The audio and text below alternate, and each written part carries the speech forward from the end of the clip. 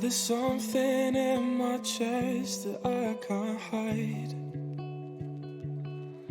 When feelings get involved, I'm terrified. 'Cause I've been here before and said goodbye. Oh,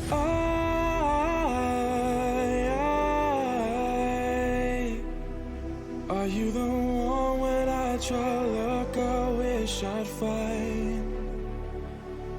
Oh,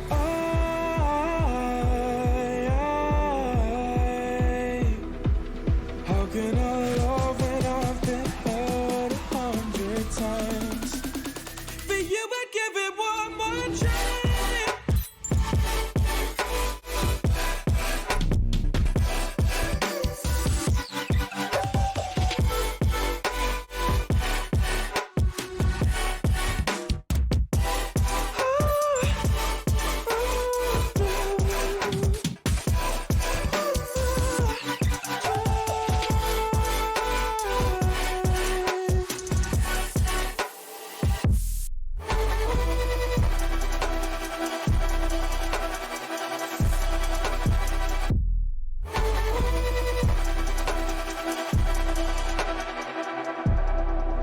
Turn away and wrestle with my doubts. Oh, I leave them all behind, but don't know how. Bury my head deep within the crowd, but I'm reaching for your hand to pull me out. Oh,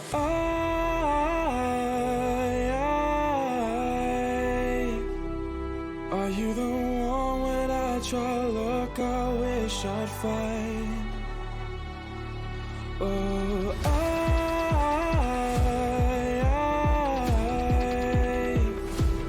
how can I love when I've been hurt 100 times?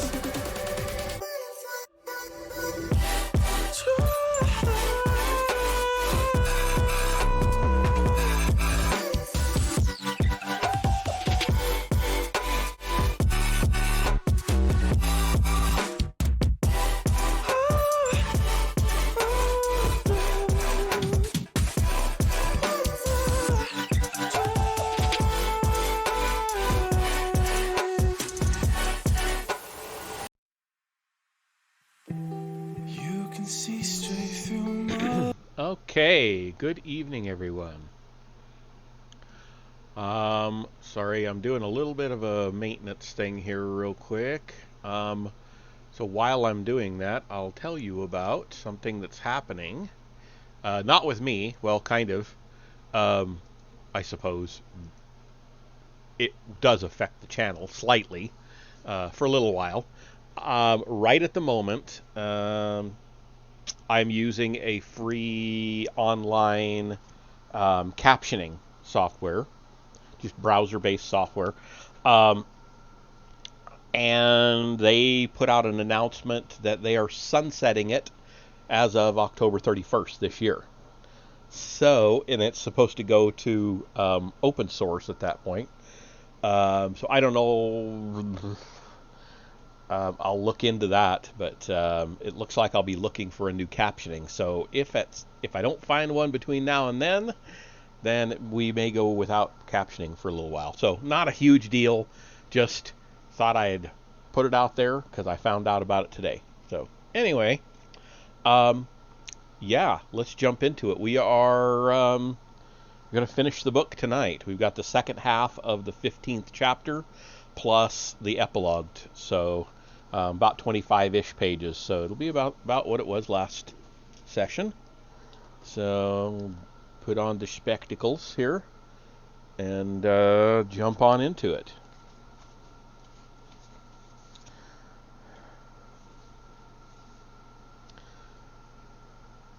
So the chapter is called The Changing Image of the Negro, by the way, chapter 15. Historians have sometimes exaggerated Europe's long ignorance of the Dark Continent. It is true that the most informed pictures of Africa were usually blurred by mists of exotic fantasy. So much of Europe's original knowledge had been filtered through the Arab world that even 18th century accounts of Negro culture often had a strongly quote-unquote Moorish flavor. Before 1796, when Mungo Park made his great exploration of the Niger, apparently no European had journeyed with a slave caravan. Except for the Portuguese in Angola, European contact with African tribes was limited to a narrow belt along the coast. On the other hand, the men who wrote reports of their African travels were generally curious, practical-minded, and highly skilled in observation. As virtual business partners of the Negro traders, they asked questions, watched the societies around them, and recorded a vast amount of detailed information. And if one may judge by the number of travel books and the massive collections of voyages, quote-unquote voyages, often lavishly adorned with maps, charts, and illustrations, there was an astonishing market for comparative anthropology in 18th century England and France. Nor did the readers of this literature receive only a fanciful impression of the Negro as a generalized type.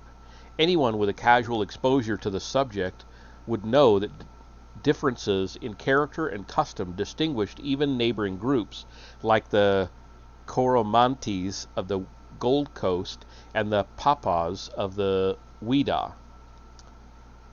The newest authors were quick to expose the misconceptions of their predecessors, and editors claimed to present the true versions of old texts that had previously appeared in garbled form.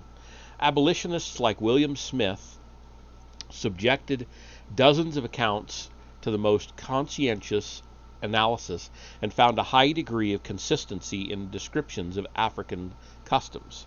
Indeed, one of the most comprehensive modern studies of the West African culture presents a picture strikingly similar to that of 18th century accounts. It was known 2 centuries ago that Negroes lived in settled agricultural societies, that they cultivated a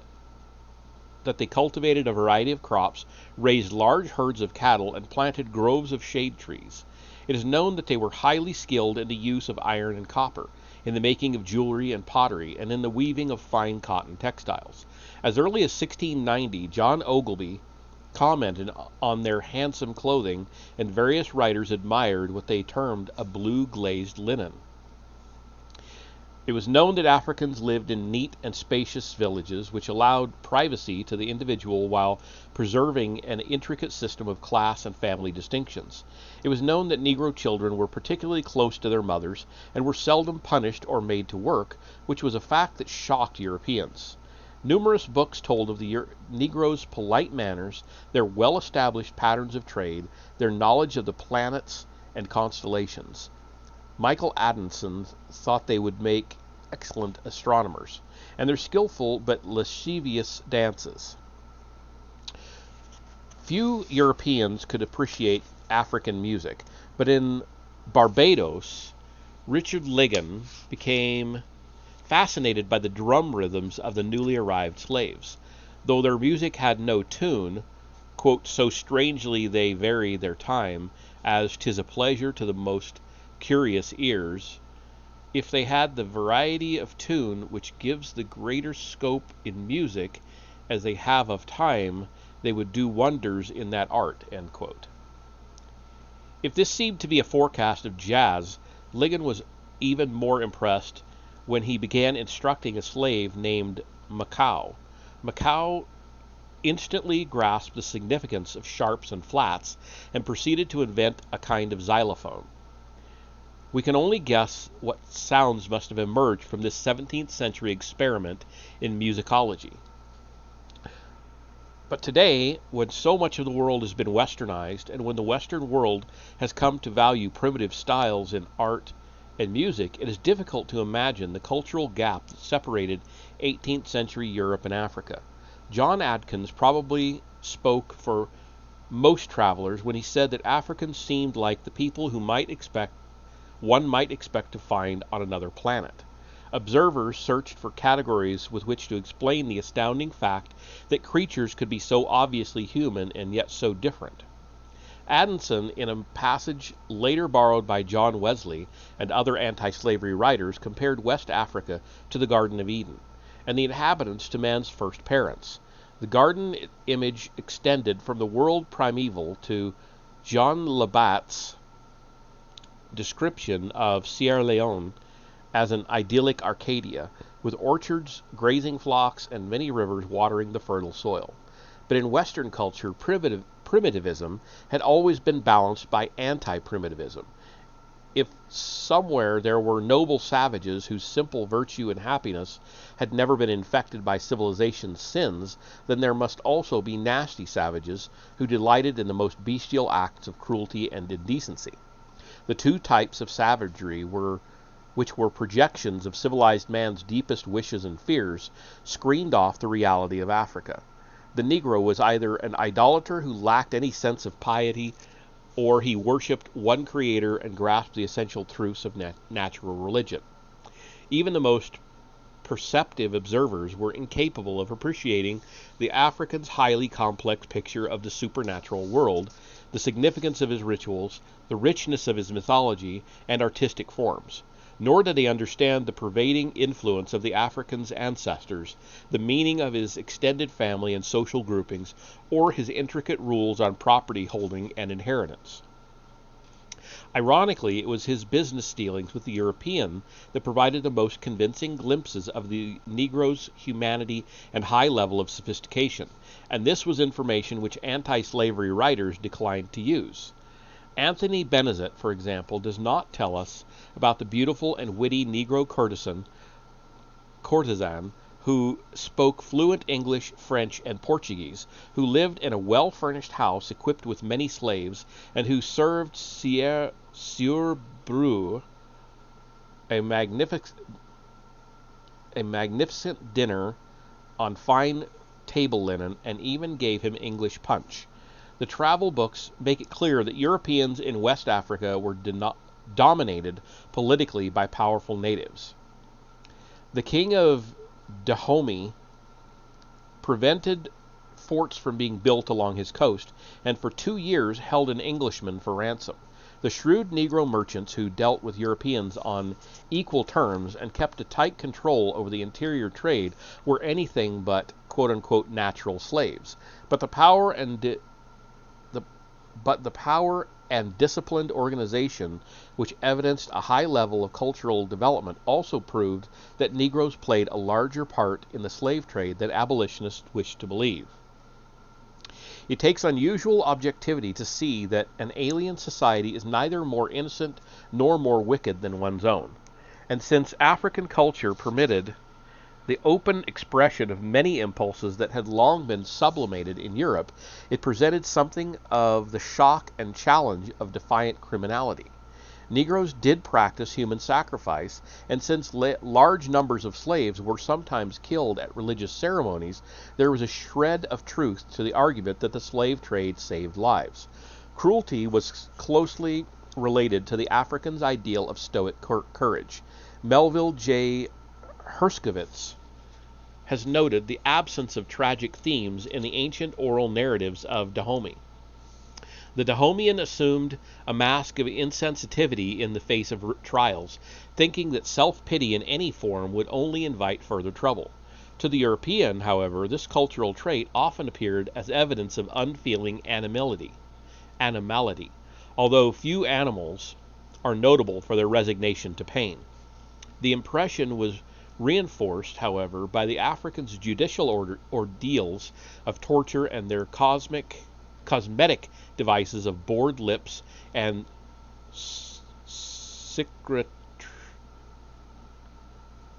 cicatrization. The most memorable images that emerged from the travel literature were not of industrious farmers and weavers, but of a people who mutilated their bodies and drank human blood, and of kings who lived in palaces decorated by thousands of human skulls. The later picture was furnished by Bullfinch Lamb, the English prisoner of the king of Dahomey. Lamb also reported that the king had 2,000 wives and was eager to obtain a white mistress.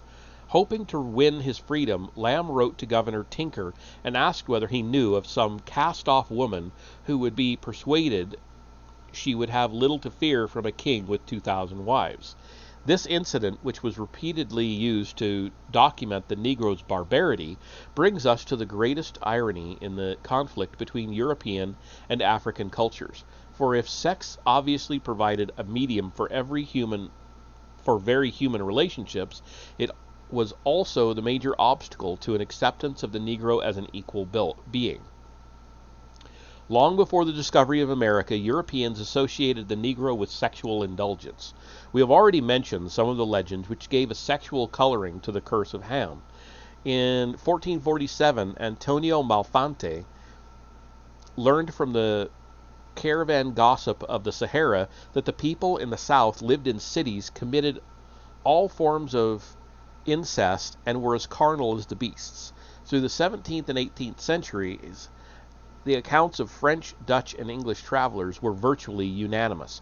Africans were shamelessly licentious. The women were incredibly hot and lascivious, and would prostitute themselves for a trifling quantity of European goods. Jean Barbeau was one of the few writers to observe that Europeans had been a corrupting influence.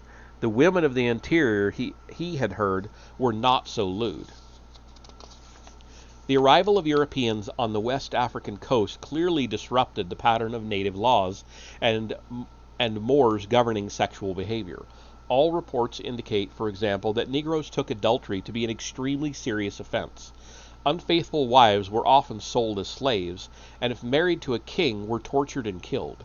Yet jealous husbands were apparently appeased by the promise of goods that could revolutionize a family's way of life. But wholly apart from European influence, there can be no doubt that many African cultures made sex a prominent and publicly acknowledged part of life.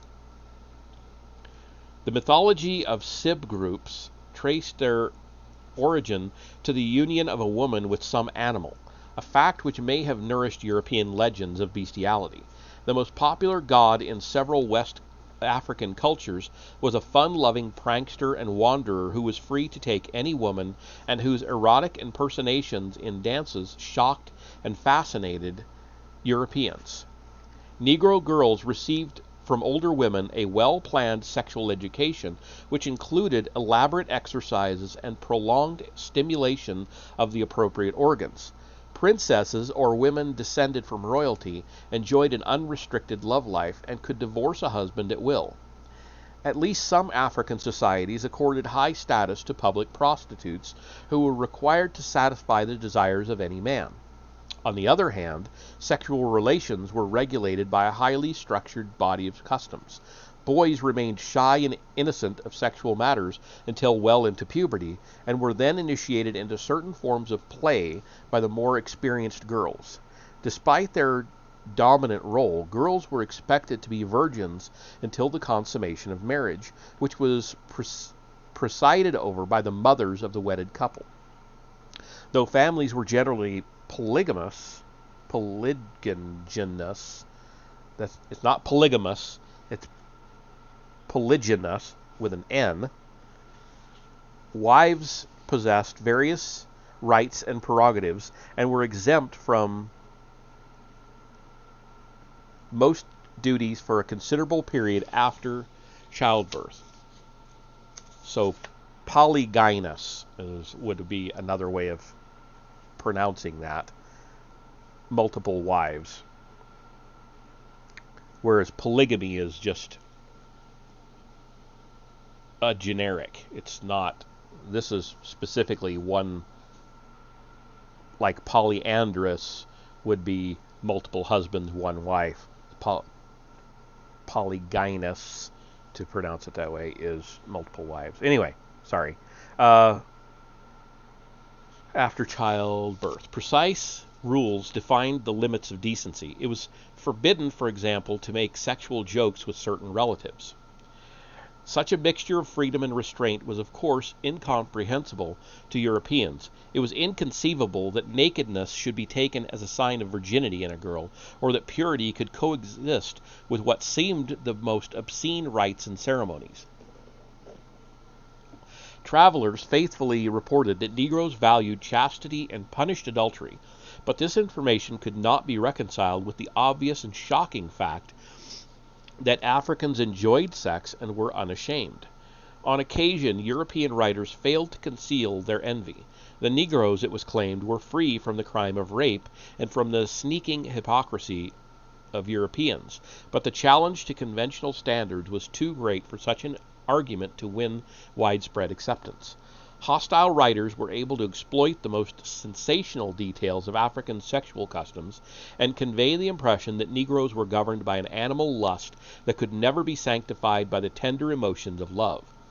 This idea served to justify the sexual exploitation of slaves, and it could repeatedly be said that the low birth rate of West Indian slaves was due to the licentiousness of Negro women, though no one explained why a presumably equal licentiousness had opposite results in Africa. The entire subject obviously embarrassed anti-slavery writers who either ignored it as best they could or attributed sexual indulgence to the degrading influence of bondage.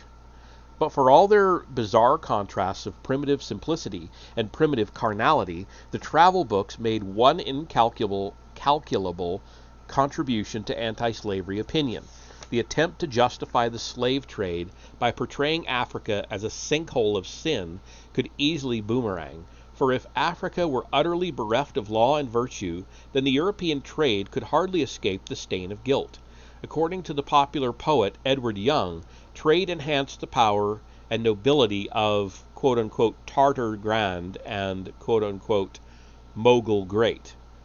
And then we have a poem by him. So, quote, "While Afrique's black, lascivious, slothful breed to clasp their ruin fly from toil, that meanest product of their soil, their people sell one half on to other feed. Mid citron forests and pomegranate groves, cursed in a paradise she pines." End quote. It looks like it goes on, but that's what he included. All right. Even Francis Moore, a factor for the Royal African Company, admitted that African chieftains sold their subjects into slavery for the pettiest offenses. Numerous French and British accounts revealed that kidnapping and trepanning were common practices among the Negroes and were far from unusual among European captains and traders who needed a few extra slaves to make up a cargo. I don't know what they mean by trepanning, because the only word I know like that is like when they're talking about trepanating skulls, which is putting a hole in the skull to let the spirits out. So I'm a little confused by that term. If anybody knows what trepanning, Trepanning, is, let me know in the comments if you would, please. Given the constant demand, people sold themselves and their relatives in time of famine. Parents sold their children, and as John Adkins put it, the man who sold you slaves today might be sold himself a few days later. Nor were princes and princesses immune from the deadly machine which sucked endless lines of people toward the coastal forts and deposited them between the decks of ships. Traders who did their best to justify the grim business told nevertheless of the wars and slaving raids in the interior, the haggling with African merchants over bars of iron and rifles, and branding and inspection, and the dreadful mortality at sea. Travel books sometimes completed the stories with pictures of Negro women being driven to work in the West Indian fields, or of recalcitrant men hanging in iron collars from the trees. Sir Hans Sloane, who succeeded Newton as president of the Royal Society, and who gave England the collections that formed the nucleus of the British Museum, also bequeathed the most notorious description of West Indian slavery. Like Pierre Charlevoix and other travelers who left similar accounts, Sloane was not a champion of the Negro. He said that they sometimes merited their worst punishments, and even more. But he told of slaves being gelded, of their having spurs jammed into their mouths, of salt and pepper being ground into their wounds, and of their having half a foot chopped off, and he told of negroes being nailed to the ground and slowly burned with fire. If these scenes had not particularly troubled the good doctor, they troubled some of his readers, and when abolitionists finally began to comb through the travel literature, systematically recording the evidence, they were able to show that the cruelties and barbarities of the most depraved Africans could not begin to match the horrors for which Europe and America were directly responsible.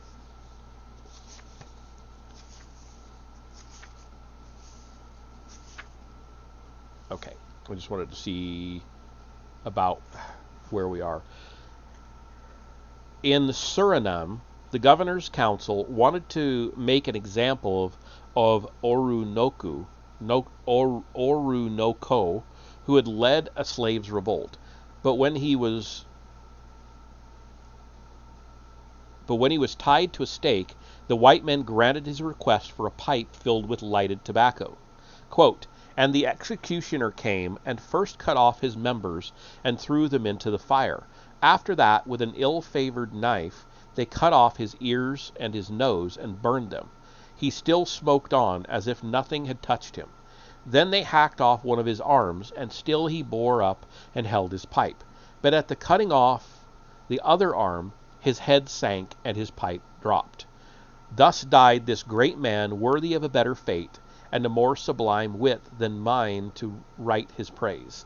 Yet I hope the reputation of my pen is considerable enough to make his glorious name to survive to all ages, with that of the brave, the beautiful, and the constant Imoinda." End quote. So that was about that Orunoko. The reputation of Afra Ben was not so secure as she thought, but indirectly her hope was fulfilled.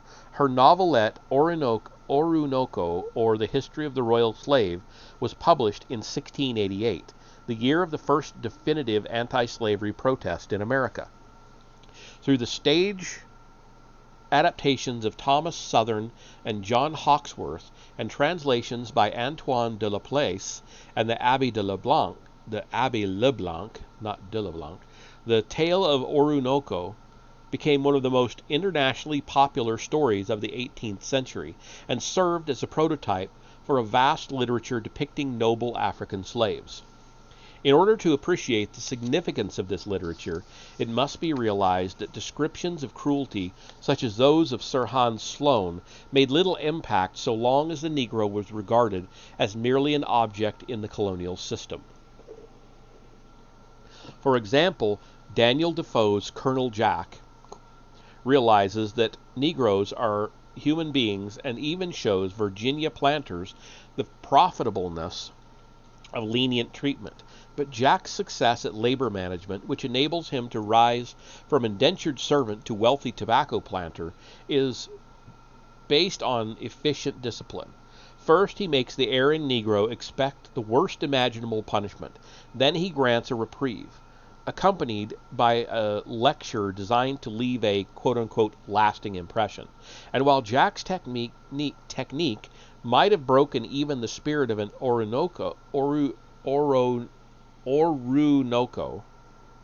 sorry, there's multiple O's in the middle of it, Orunoko, he admits that a few quote-unquote intractable slaves had to be dealt with more severely. When the Negro was categorized simply as a black, a heathen, or a savage, he could be no more than an impersonal object that men manipulated for certain purposes. The growth of anti-slavery opinion would require a shift in focus from the Negro's generalized qualities to specific actions and capabilities. That would at once reveal his individuality and his true humanity.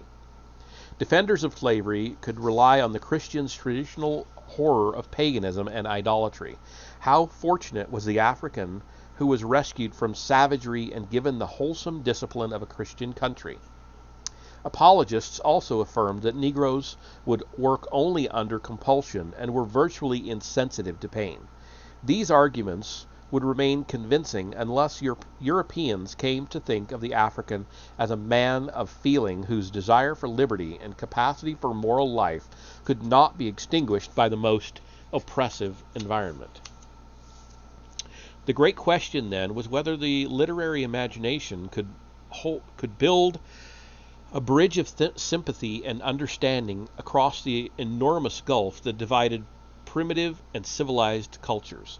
And if modern taste finds the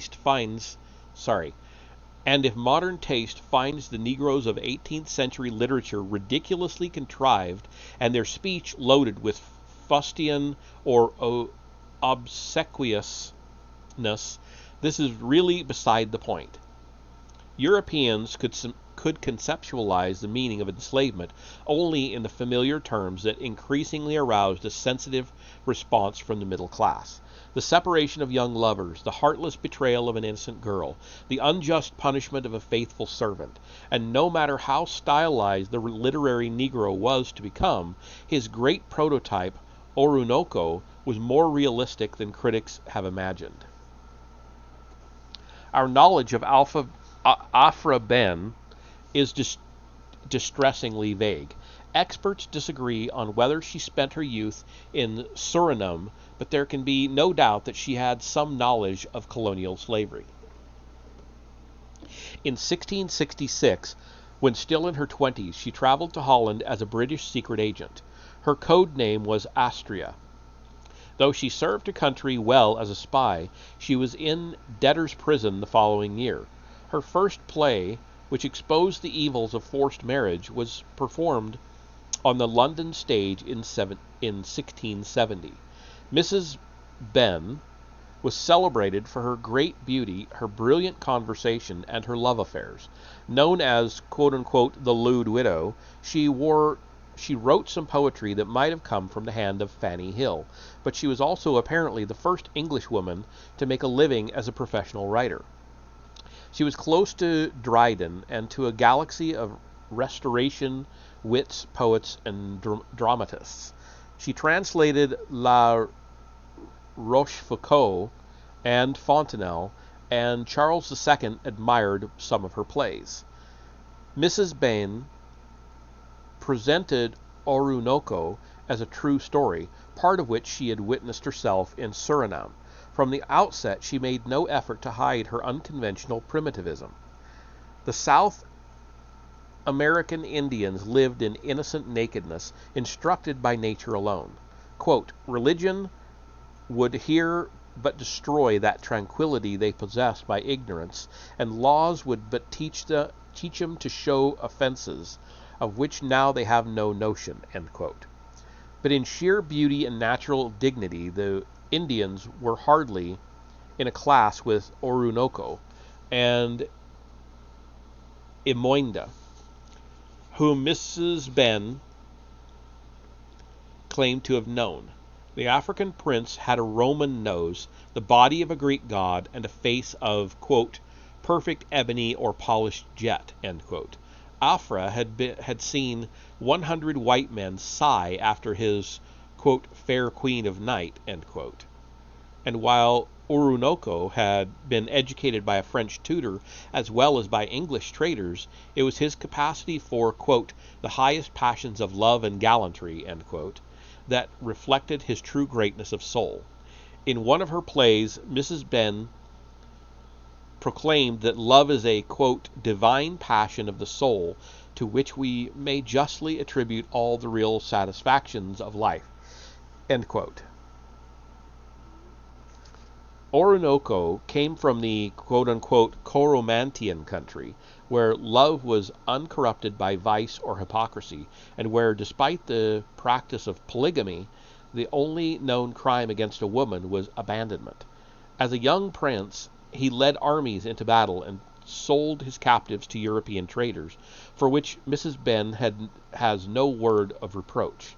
His troubles began when he fell in love with Imoinda, who was also coveted by his grandfather, the king. Though most Coromantian girls thought it was the highest honor to be chosen for the king's harem, Imoinda vowed to preserve her chastity for the prince. She could not, however, refuse the king's summons, and Mrs. Ben makes it clear that even a Negro girl could have the deepest feelings of shame, modesty, and fear. Orunoko was able to slip into the forbidden sanctum and consummate his love with Amoinda, but the couple were then betrayed by a guard. Fortunately, the old king was not a ruthless man. Believing Amoinda's story that she had been ravished, he refused to kill her. Yet custom forbade his taking her for himself, or allowing another man to marry a woman who had received the royal veil.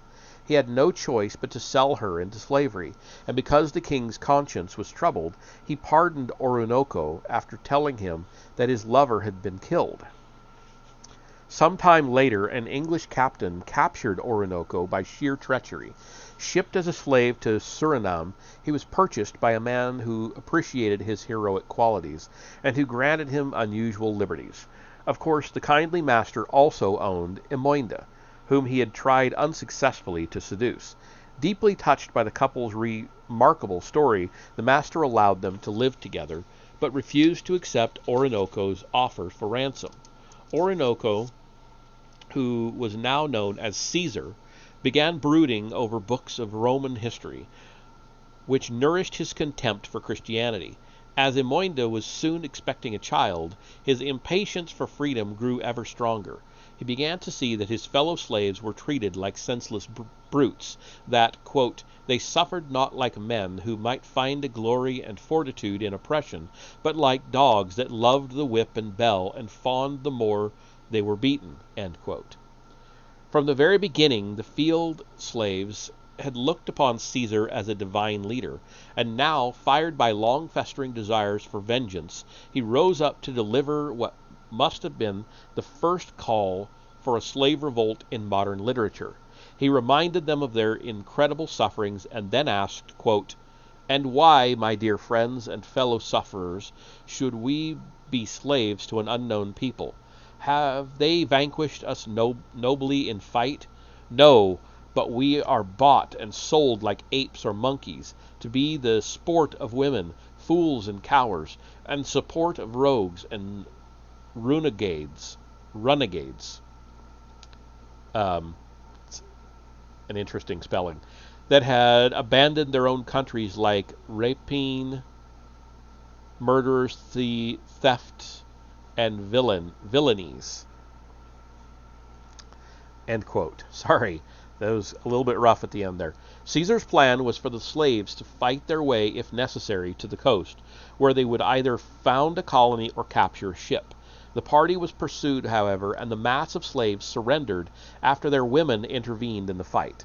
While Caesar denounced the cowardice of his followers, even saying they were fit to be slaves, his greatest scorn was reserved for the Christian religion.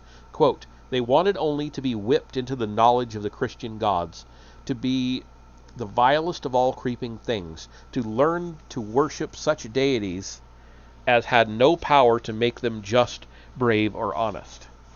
Caesar and his chief lieutenant gave themselves up only in response to pleas from his master and a promise of pardon from the governor. But as soon as the two men fell into the hands of the Christians, they were brutally whipped and tortured. Knowing that Amoinda would be raped by every white brute and receive a shameful death, Caesar managed to escape with her to the woods. There he tenderly embraced her and then killed her, hiding her body beneath the leaves. Caesar tried to kill himself by disembowelment, but was still alive when the English came. He fought savagely, but was finally captured and dragged to the stake. This remarkable tale obviously drew on the neoclassic traditions of the French and English stage, but it also contained some significant points of authenticity. Cormontines, the spelling varied considerably, came from the Gold Coast and were widely esteemed for their bravery, spirit, and physical beauty. No less an expert than Christopher Codrington told the Board of Trade that Cormontines, quote, "are really all born heroes.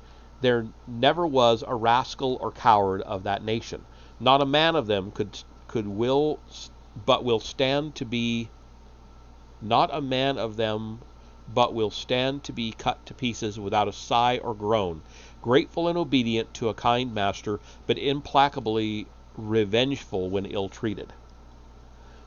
None of the important details of Orinoco's rivalry with his grandfather, including the significance attached to Imoinda's virginity, seem to conflict with what is known of West African cultures. Some Negro princes did receive instruction from Europeans. Some independent traders did kidnap princes and other important personages, which was a subject of complaint by the Royal African Company 8 years before Afra Ben wrote her story.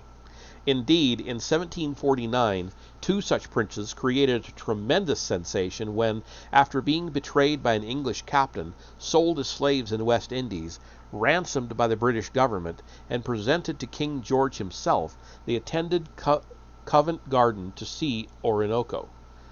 The attendants received them, according to Gentleman's Magazine, with a loud clap of applause, and one prince was so overcome by the play that he had to leave at the end of the 4th act. His companions stayed to the bitter end, shedding tears over the plight of Orinoco and Imoinda. One may add that Mrs. Bain was accurate in her description of selling slaves by lot. Her pictures of Suriname are convincing, and as late as 1767 it was reported that Jamaican slaves smiled contemptuously while being burned alive.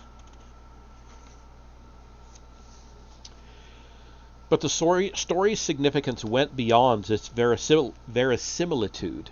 Despite the fact that Mrs. Bain made no explicit attack on the slave trade, she succeeded in portraying a Negro bondsman who was admirable, heroic, full of sex appeal, and passionately in love with freedom.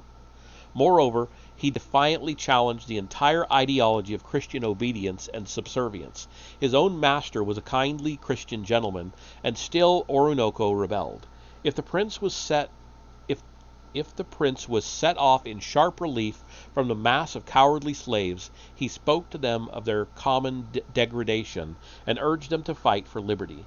Above all, he was not merely part of an undifferentiated species called Negro. He was a Negro who was an individual man.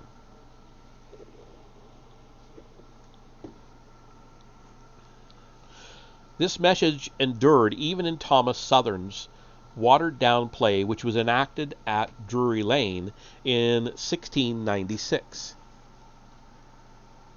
and was then performed nearly every season for a century. Southern cut out the grisly torture and Orinoco's violent attacks on Christianity. His Negroes are more wooden and genteel, and their pious love is juxtaposed with the licentious schemings of Europeans, who are bad not because they are white men, but because they are not faithful to the white man's creed. Orinoco's sexuality is refined by his concern for Imoinda's honor in face of the lustful designs of the governor, and the true rebel is Aboan, who tells Orinoco that the slaves should cut their masters' throats. The prince, however, is now so virtuous that he repeats favorite pro-slavery arguments. These planters, he says, did not make us slaves, but bought us, quote, in an honest way of trade, end quote. Nevertheless, Orinoco is finally persuaded to revolt, and no audience could mistake the fact that the Negroes are the heroes and the whites the villains. When Hawkesworth's version appeared on the stage, Orinoco was played by the great Garrick himself, and Imoinda was Mrs. Cibber. Orinoco's speech to his fellow slaves must have been the model for the inflammatory harangue of Moses Bombs Sam, which appeared in 1735 in both Gentleman's Magazine and the Abbé Prévost's Pour de Contre. While the fictional Moses lived in Jamaica and had received full freedom as a reward for courageous service, he studied the white man's civilization in the manner of Orinoco. Realizing that ignorance kept his fellow Negroes from reflecting upon their wrongs, he saw that he could not enjoy his own liberty while they continued to suffer. He addressed the slaves as brothers in misfortune, as fellow sufferers and victims of the white man's tyranny. He informed them that the oppressors, who were so proud of their quote-unquote sickly whiteness, were neither wiser nor braver than other men. Their apparent superiority was due to mere artifice and education. If the Negroes were to save their children and descendants from endless degradation, they must rise in arms and strike for the mountains, where they could become invincible. Orinoco was a new Caesar who found inspiration by reading Roman history. The Jamaican leader had steeped himself in the Old Testament and was a new Moses who would lead his children out of Egypt. Even before the living example of Toussaint l'Ouverture, the image of the Negro Moses or Caesar was a bit too strong. In 1734, Gentleman's Magazine had reported several slave rebellions in Jamaica. Masters had been murdered, plantations burned, and Negroes had escaped to the mountains. In the following year, the journal printed an outraged reply to the speech of Moses Bomsam, which included one of the most fully developed defenses of colonial slavery yet to appear. But the Orinoco tradition lived on, even if increasingly softened by sentimentality. It left its mark on St. Lamart's Zimio, which portrayed a noble Negro rebel in Jamaica. It gave a heroic cast to Thomas Day's The Dying Negro. It came to full fruition in the multitude of poems and dramas that celebrated Toussaint l'Ouverture.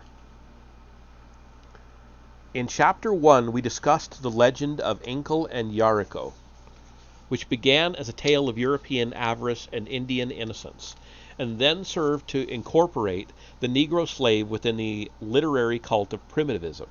This story of natural love and heartless abandonment became a second mode of empathizing with a people otherwise cut off by insurmountable barriers of culture.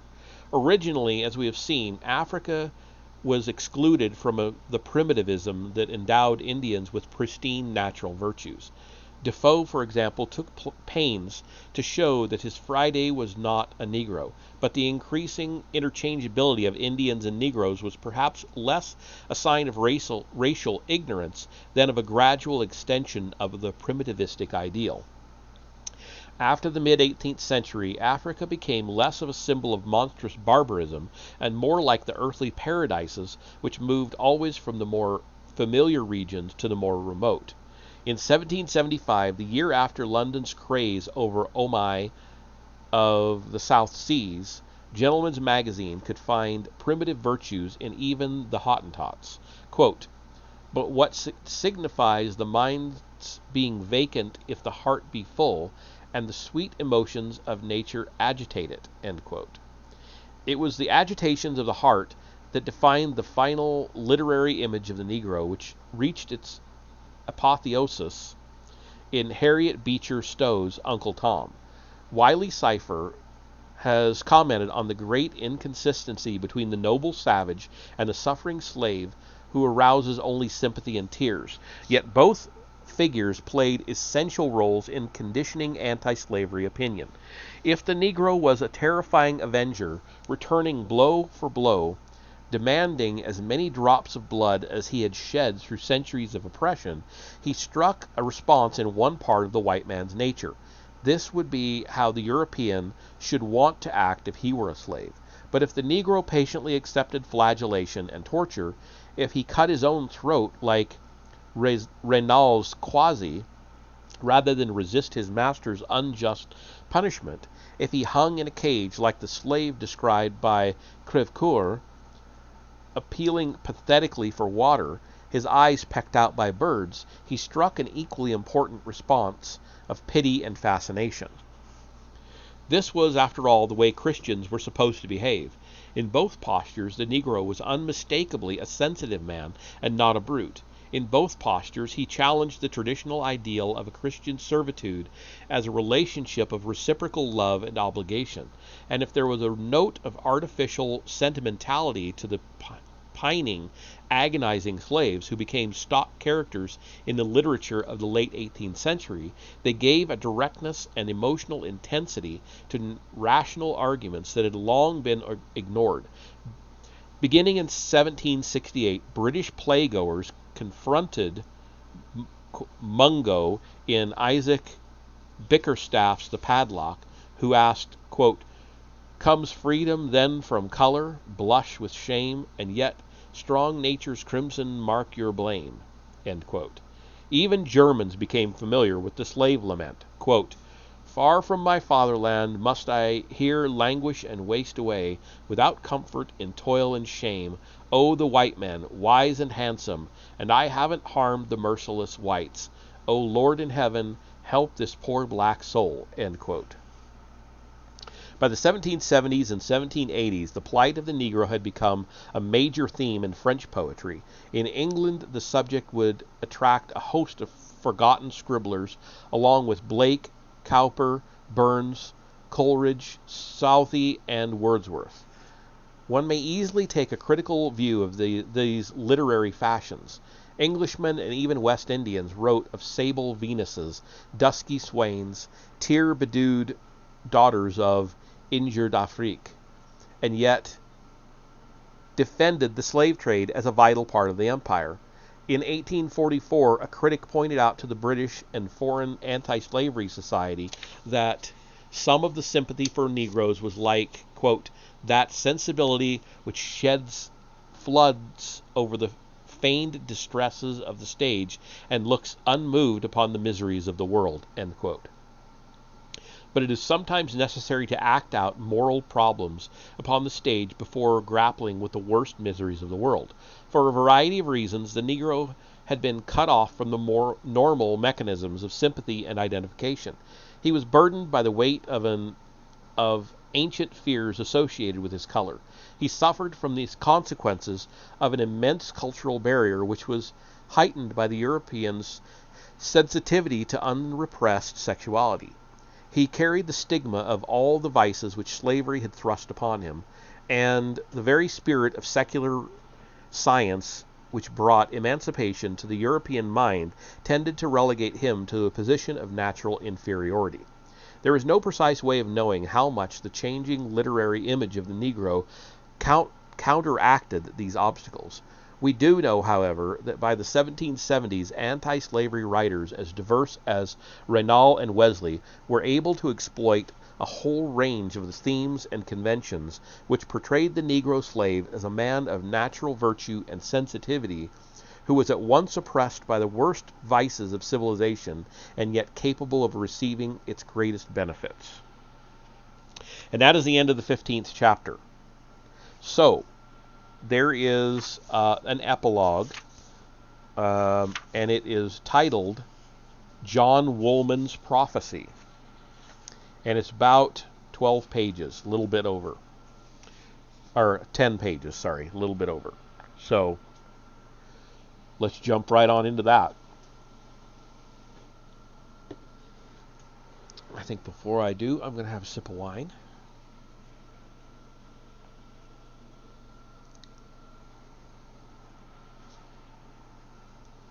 Nothing special, just boxed stuff because I'm poor. In case anybody was wondering.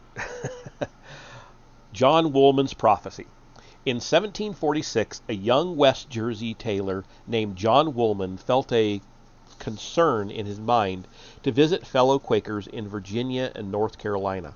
Woolman's urge to travel may have been influenced by the fact that his employer's retirement had left him without a job at a time when living costs were being elevated by the prosperity of neighboring Quaker merchants, who were making fortunes in the West India trade. And yet ascetic travel had long been accepted by Quakers as a means of self-discipline and social purification. John Pemberton, whose family was deeply involved in West Indian rum and sugar, would soon be traveling as a missionary in Great Britain, denouncing worldliness and corruption, and warning sinners of the impending day of judgment. Samuel Fothergill, brother of the cosmopolitan London physician, would soon be telling Maryland Quakers that slavery was corroding their religious purity. Woolman had long felt a poignant fear of the vanities, luxuries, and selfish interests of the world. Having steeped himself in the writings of English and French mystics, he had come to see the sufferings and rewards of this life as a succession of tests through which man must seek eternity. But although his religious exercises had helped him overcome youthful frivolity and wantonness, he was troubled by the memory of one crucial failure. When his master had asked him to write a bill of sale for a Negro woman, he had complied against the promptings of his conscience. In the South, he was similarly uneasy over accepting food and lodging from Quaker slave owners, especially as he saw how the white youth, relieved from the healthful discipline of work, were led to idleness and worldly vice. The depraving effects of slavery became deeply impressed on Woolman's mind as he traveled through Virginia, where the institution appeared, quote, as a dark gloominess hanging over the land, end quote. Soon after returning to Burlington County, he gave expression to his anxieties by writing Some Considerations on the Keeping of Negroes. But though encouraged by his dying father to consult leading friends on the advisability of publishing the tract, Woolman kept his opinions to himself until 1754. The mid-18th century was not an auspicious time to launch an anti-slavery crusade.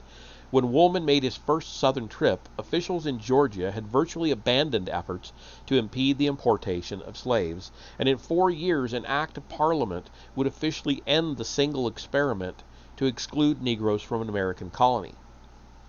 Nearly a decade before Woolman's journey, Benjamin Lay had published his blistering indictment of slaveholders, but in 1746 Lay was a forgotten eccentric who lived in isolation, disowned and ostracized by the Society of Friends.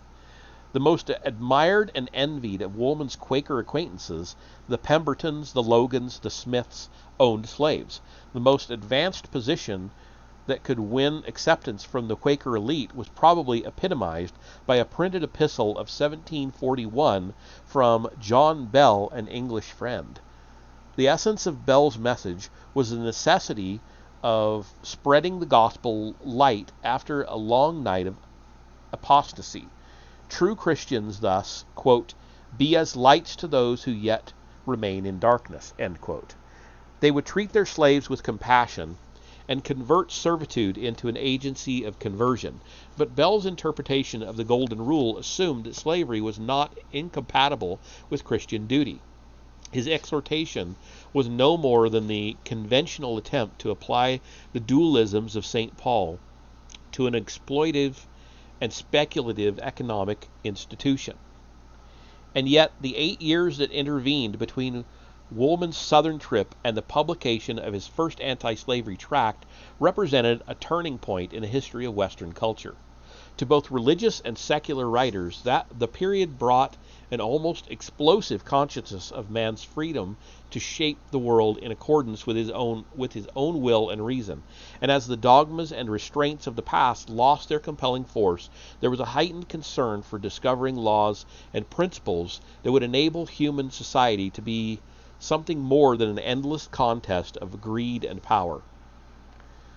This quest for moral assurance led inevitably to examinations of inequality, sovereignty, and servitude.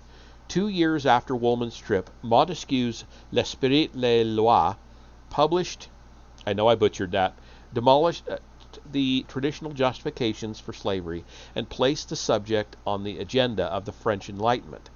In 1752, James Foster's Discourses judged the institution by the ethics of latitudinarian theology, and David Hume focused attention on the relation of slavery to population growth. The year 1755 saw the appearance of Hutchinson's System of Moral Philosophy, Rousseau's Discours sur l'inégalité, I know I butchered that also, de Jacquard's first anti-slavery article in Encyclopedia, and Franklin's calculations on the economic wastefulness of slave labor.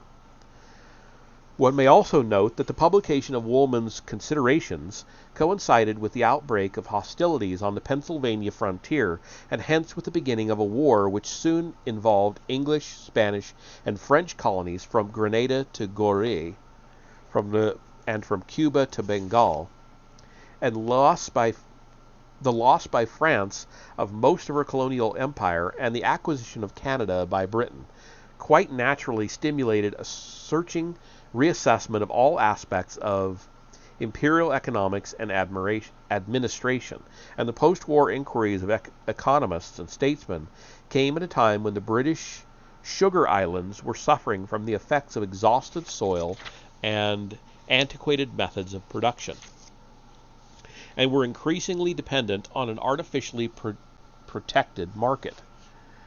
When French and Spanish sugar was glutting the European market and depressing prices, when the cost of African slaves was rising, when debts and depleted soil in North American tobacco colonies were forcing planters to turn to crop diversification and westward expansion, such conditions provided a favorable context for questioning slavery on economic and political grounds. And if this was not enough, the 7 Years' War gave added force to the feelings of physical insecurity which had long plagued colonists who lived among vast populations of slaves. Since the war proved that whole empires were vulnerable to military conquest, colonists had new reason to fear the unlimited importation of men who might someday look to an invader for liberation.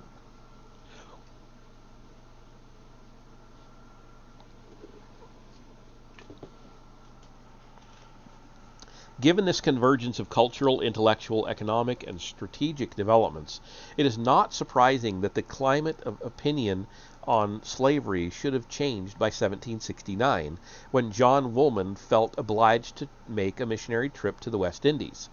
In this study, we have not been concerned with events which led directly to the international anti-slavery movements of the late 18th century. We should not conclude our inquiry, however, without taking note of certain patterns of communication and influence that were developing on the eve of the American Revolution. Benjamin Rush was one of the focal points of converging intellectual currents, a member of an old Pennsylvania family which had originally been Quaker and which had connections with the Keithian anti-slavery schismatics.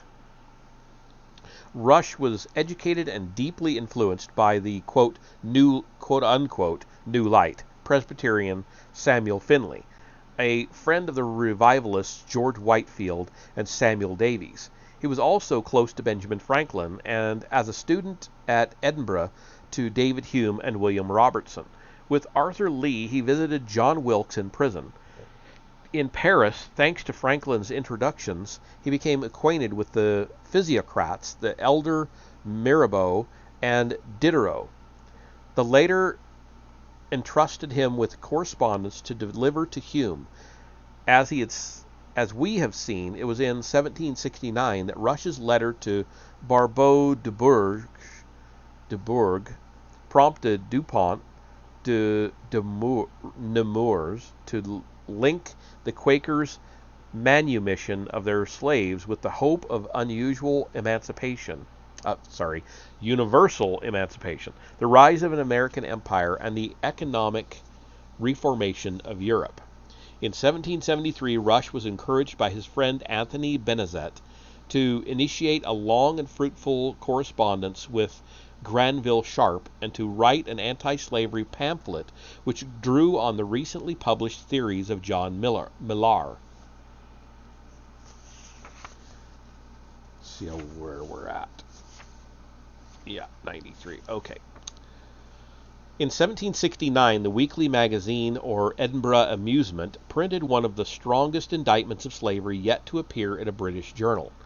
The author's arguments were chiefly derived from Montesquieu. In the same year, Granville Sharp, who had become involved in a legal battle to free a Negro in London, published a representation of the injustice and dangerous tendency of tolerating slavery in England. This work, which was also indebted to Montesquieu, was thought by later abolitionists to have signaled the beginning of the British anti-slavery crusade. By 1769, Sharp had become so convinced that slavery was an innovation which violated fundamental laws that he was addressing appeals to everyone from William Blackstone to the Archbishop of Canterbury, and was warning his erring land of the certainty of God's judgments. In 1767, he had been browsing in a bookstall and had stumbled upon Anthony Benezet's A Short Account of that Part of Africa Inhabited by the Negroes. Sharp was so impressed by the pamphlet that he had it reprinted right away. Originally published in Philadelphia in 1762, the work presented favorable descriptions of Africa extracted from some of the travel literature we have already discussed, and quoted anti-slavery passages from Hutcheson, Foster, Richard Savage, J. Fillmore, and George Wallace, none of whom were American. Even before Sharp had reprinted Benezet's tract in England, it had been translated into French. In 1772, just as John Woolman was beginning the travels in England, which resulted in his death, Sharp learned of his own victory in the celebrated Somerset case, in which Chief Justice Mansfield ruled that the power claimed by a slaveholder had never been acknowledged in English law. At almost the same time, Sharp received his first letter from Anthony Benezet, who had already reprinted an abridgment of A Representation of the Injustice and Dangerous Tendency of Tolerating Slavery in England, along with William Warburton's sermon of 1766 to the SPG, though Sharp regarded Benezet as, quote, unhappily involved in the errors of Quakerism, end quote. This letter initiated a highly significant correspondence which was to touch leaders of the Church of England as well as Benjamin Franklin. While the Quakers provided a striking model of humanitarianism and were praised by John Wesley as well as by Turgot and Voltaire, the Society of Friends was hardly in advance of enlightened opinion on both sides of the Atlantic.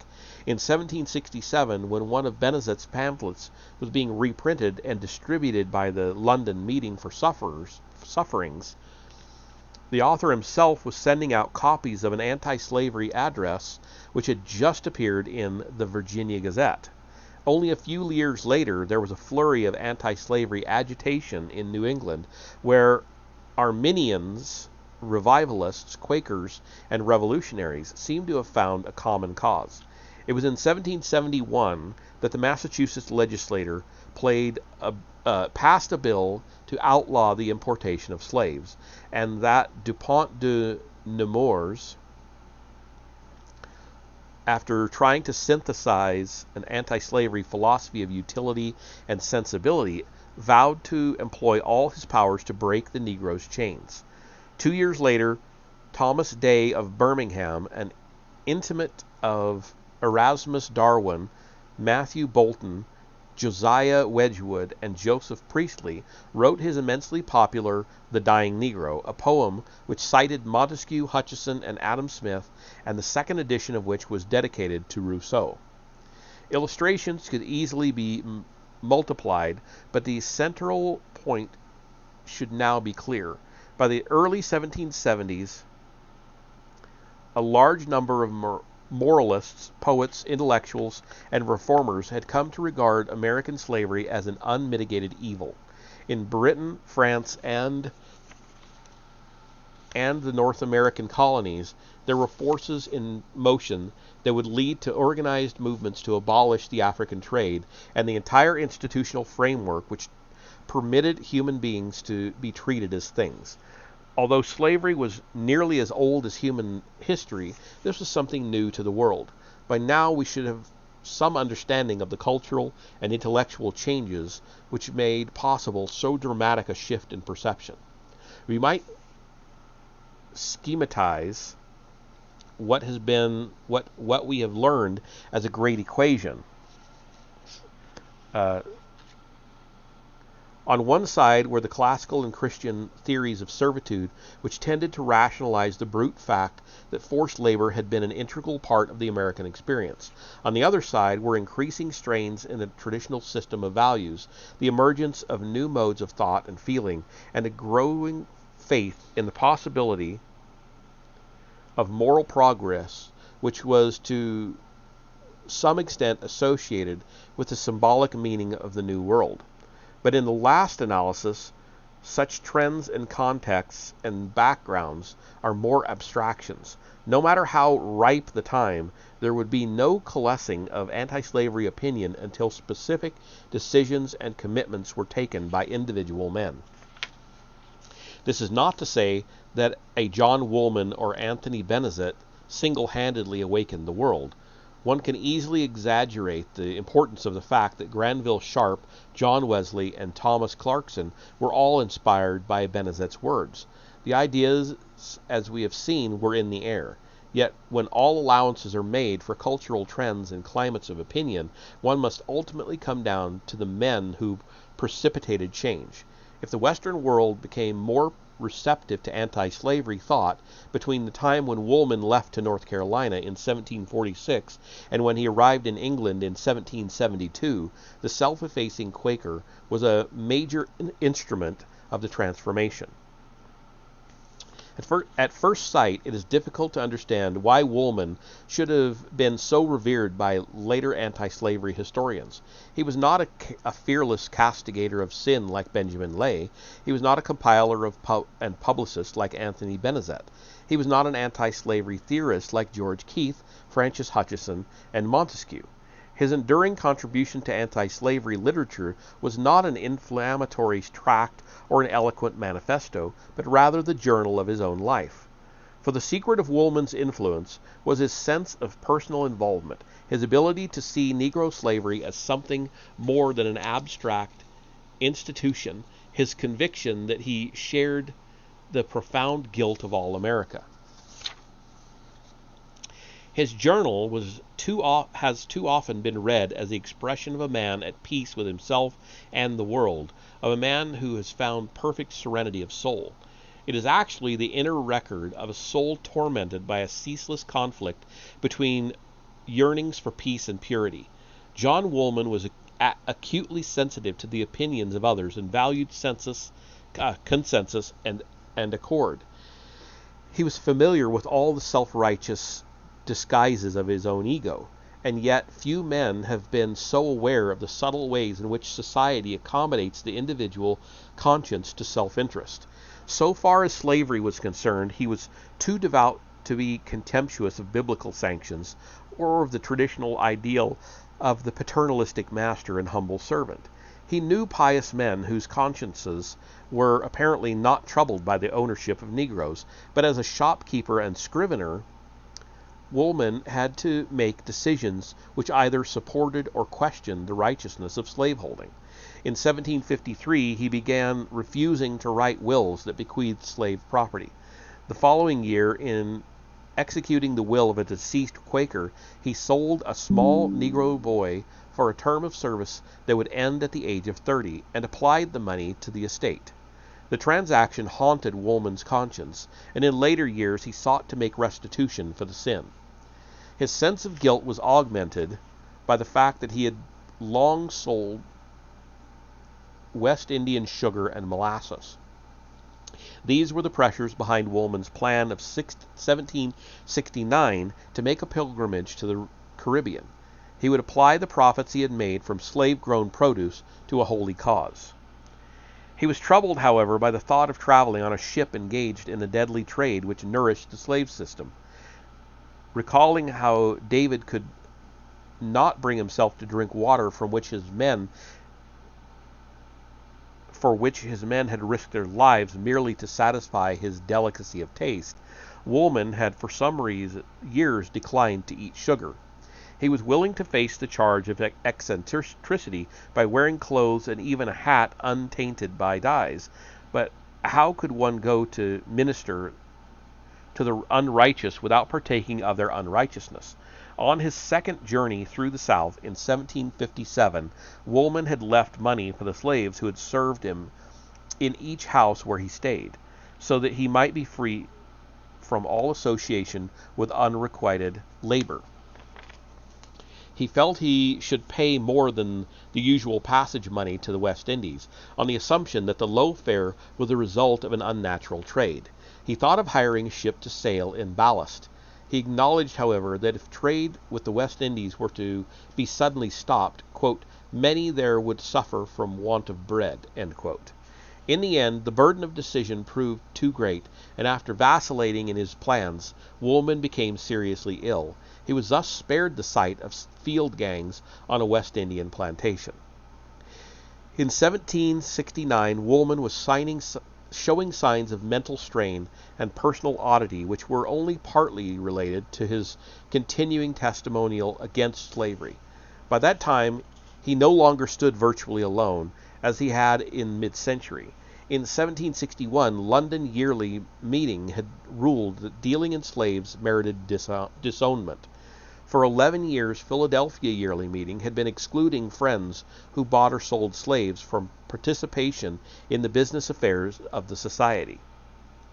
The rule of 1758 was being used as a weapon by local visiting committees who made it clear to slaveholders that total disownment would be the penalty for a continuing refusal to prepare their Negroes for eventual emancipation. The evolution of these policies owed much to the stimulus of the 7 Years' War, to the general reform movement within the Society of Friends, and to the activities of such men as Fothergills, John Churchman, and Anthony Benezet. And yet Woolman had written the influential epistle sent out by Philadelphia Yearly Meeting in 1754, which expressed concern over the Quakers' growing involvement in slavery, and which announced the new ideal of educating Negroes for ultimate freedom. He had been instrumental in securing official approval for the rule of 1758, and in the face of stiffening resistance, he had led the way in visiting and exhorting slaveholders to cleanse themselves of corruption. On a tour of New England, he had urged prominent Quakers to petition their assemblies to prohibit further importation of slaves. Traveling through Delaware, he had given encouragement to the followers of Joseph Nichols, who in 1768 decided to free their slaves. While John Woolman's chief influence lay in his face-to-face confrontation with slaveholders, we may assume that the substance of his thought can be found in some considerations on the keeping of Negroes, the second part of which appeared in 1762. These essays are infused with a calm and charitable spirit that reinforces the simplicity and moral earnestness of the author's message. Woolman is always careful to refrain from judging slave owners as a group. He does not demand immediate and universal emancipation, but he writes in the language of an Old Testament prophet, and his judgments have the authority of man's universal conscience. There are two great themes in Woolman's work. To those who held to the ancient dualisms of body and soul, who maintained that external condition had no effect on internal freedom and purity, Woolman replied with devastating candor. Theoretically, a master might retain his slave for only the highest motives, but could any slaveholder affirm that his perception had not been distorted by custom, self-love, and racial prejudice? Could he honestly imagine himself in his bondsman's place, and think that he would still approve a system which led to wars and kidnapping in Africa, to the Middle Passage, and to the subjugation of one race for the benefit of another? In Woolman's view, human beings were not saintly enough to make Negro slavery conform to the Christian ideal. The degradation of Negroes was so complete that even the most humane masters were misled by a false association of ideas. The notion of racial inferiority blocked the flow of natural affections and opened the floodgates to self-love and aggression. Bit by bit, the evils fed upon themselves, and the darkness thickened and became fastened upon the land. The full meaning of self-delusion and personal guilt would be understood only when one remembered that the God of our fathers, quote, furnished a table for us in the wilderness and made the deserts and solitary places to rejoice, end quote. The Lord had opened a new world to mankind, and as with Israel of old, had blessed his chosen people with freedom and material plenty.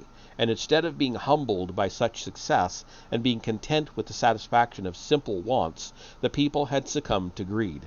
They had become absorbed in the pursuit of luxury, which they sought to pass on to their children, instead of, quote, an inheritance incorruptible, end quote. God's displeasure was already manifest in a succession of wars and calamities, and it was the prophecy of John Woolman that if Americans continued to be unfaithful to their high destiny, their descendants would face the awful retribution of God's justice. That is the end. That was the best book I've read on this stream. I think that was pretty damn good. And I am looking forward to the next one, which is The Problem of Slavery in the Age of Revolution. I'm not going to read it right away. I'm going to take a break from slavery for a while. But I definitely will be coming back around to this guy's books in the future. So, yeah. Let me know what y'all think. If you've missed any chapters, they are up. The first 11 chapters are up on my YouTube channel under the same name, Meneth Gilgalad, all one word. And the others will be following shortly. So, yeah. You can go and binge watch them if you want to. They're all there as a playlist. Not broken off into single books. They're all part of the occult readings. But they're all clearly labeled. So go on in, check it out, and thank you. I'll see you in the next session, whenever that is. I don't think I'm going to game tonight. So it'll be tomorrow night. See you then. Actually, I think I might see who's around to raid here real quick. Nietzsche, Legend of Dragoon, Captain Robert, Dungeons and Dragons. They've been doing a marathon. It's been going for days on end. Supeda Plays, Fallout 4, Fortnite, blah, blah, blah, blah, blah. You know what? Nah. Let's just call it. See you later.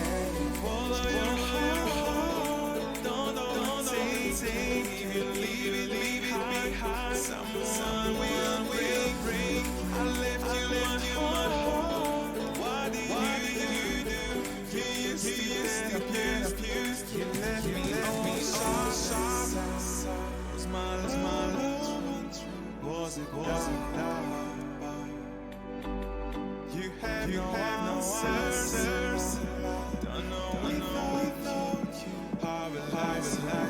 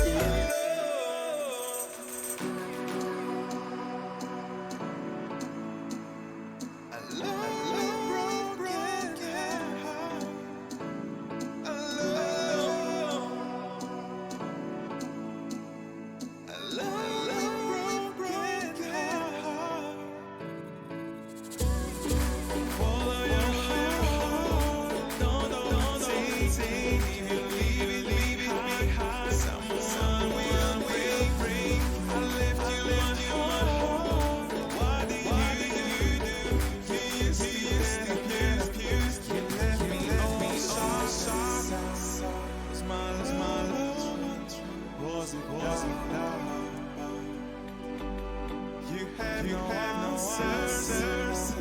Don't know without you. How will I survive?